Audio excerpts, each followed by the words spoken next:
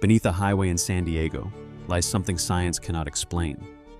Bones sit sealed in earth dated to 130,000 years old, shattered by force no accident could produce, over 100,000 years before humans were supposed to reach the Americas.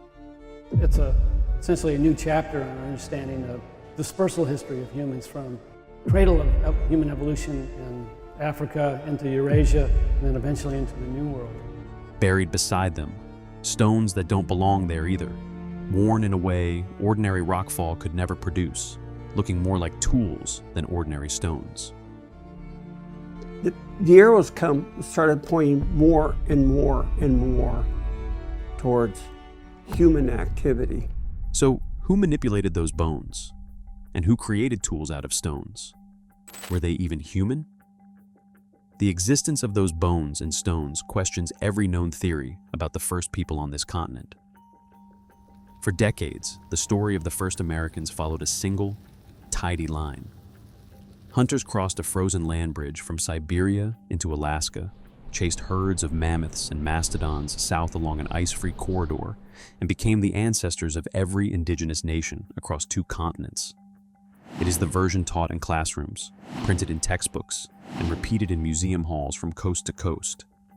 That story has a number attached to it, 13,000 years. The processed mastodon bones underneath that San Diego highway carry a number 10 times larger. This is not a small difference, it's a very significant one. So how is that possible? The 13,000-year number comes from a place called Clovis, New Mexico, where researchers uncovered a distinct style of spear point in 1932, fluted, razor-edged, and precise enough to bring down a mammoth. For most of the 20th century, Clovis First was not just a theory. It was the framework every textbook, every museum exhibit, and every archaeology department built its teaching around. Big game hunters crossed the Bering Land Bridge roughly 13,000 to 13,500 years ago, then spread across 2 continents in what researchers described as one of the fastest human migrations in history. It was clean, it was well supported, until those mastodon bones turned up in a place nobody was expecting. In November 1992, a construction crew widened California's State Route 54 near National City, just outside San Diego. Their backhoe cut into a hillside and exposed bone. Paleontologist Richard Cerutti, called in from the San Diego Natural History Museum, recognized immediately that something was wrong with the scene in front of him.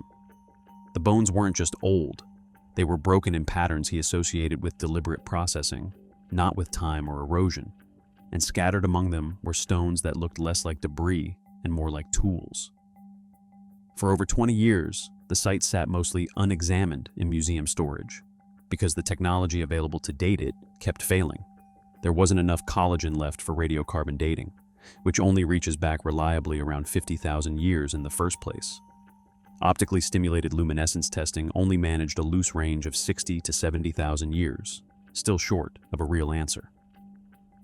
Then, starting in 2014, USGS geologist James Paces applied uranium series dating, tracking the slow, measurable movement of radioactive elements between the bone and its surrounding sediment over vast stretches of time. The result? 130,700 years, give or take 9,400. In 2017, Paces published the findings in the journal Nature, alongside lead researchers Stephen Holen and Thomas DeMare.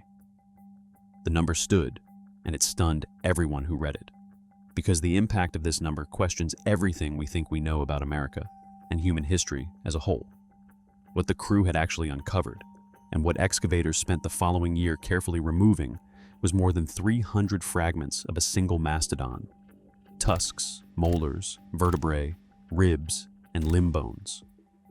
Scattered among them were 5 large cobblestones, each showing wear patterns and impact scars, consistent with use as hammers and anvils. The bones themselves carried spiral fractures, the kind that only forms in bone that is still fresh, while collagen and moisture are present. Fossilized bone doesn't break that way. It shatters flat and brittle, the way a dry stick does, splintering along straight, jagged lines.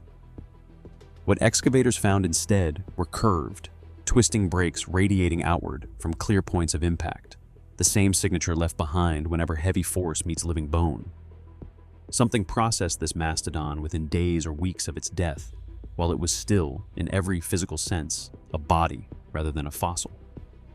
If Pace's number holds, every migration map, every ancestral timeline, and every assumption about who reached this continent first would need a new starting point, more than 100,000 years earlier than the one currently taught. But rewriting the timeline isn't the only problem. The even bigger question is who, or what, was there when the mastodon died, and who broke its bones afterward? And it might not have been an early human at all. 130,000 years ago, the earliest confirmed remains of Homo sapiens outside Africa, found at the Skul and Kafze caves in modern-day Israel, were only just beginning to appear, and that population never crossed anywhere close to North America. No Homo erectus fossil has ever surfaced in the Americas. Neither has a Neanderthal nor a Denisovan. Whoever stood at that mastodon carcass and swung a stone hammer belongs to no group of early humans that scientists have ever placed on this continent, in any textbook, in any migration model, in any prior discovery.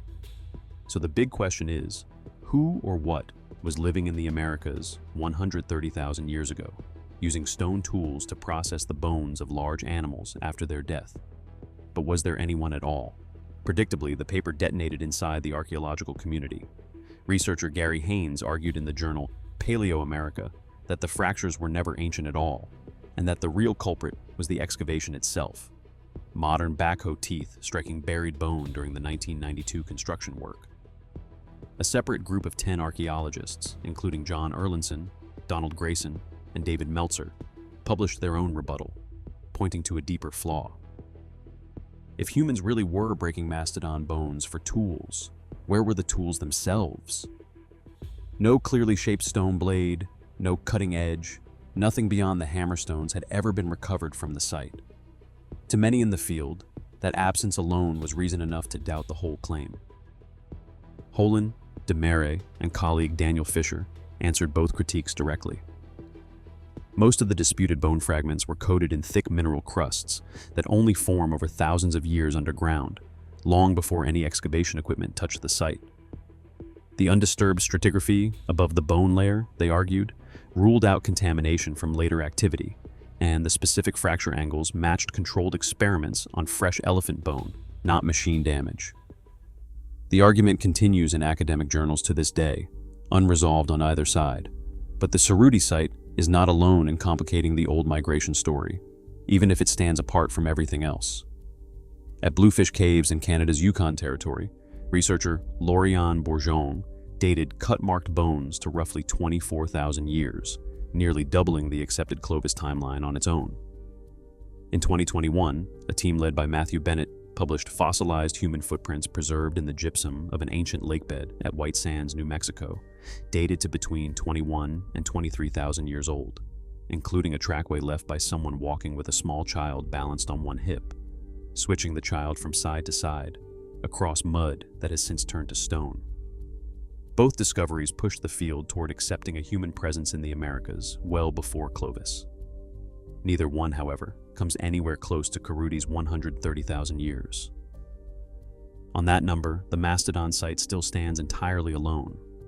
Today, the exact spot where Cerutti's crew stopped their machine sits buried again, this time under an active freeway interchange. Thousands of commuters cross it every day, radios on, coffee in hand, entirely unaware of what waits beneath the pavement under their tires. No plaque marks the spot. No sign warns drivers what was pulled out of the ground beneath them. The bones and stones themselves, meanwhile, are preserved a few miles away, on public display inside the San Diego Natural History Museum, sealed behind glass under careful lighting. Anyone can walk up and look at the fractures for themselves, trace the spiral breaks with their eyes, and try to picture the hands that might have caused them. If the dating holds and the interpretation holds with it, every indigenous nation's origin story, every anthropology timeline, and every assumption about the first footsteps on this continent would need to make room for someone who came before, someone science still has no name for, no face for, and no explanation for. Nobody has proven who broke that mastodon's bones. Nobody has disproven it either.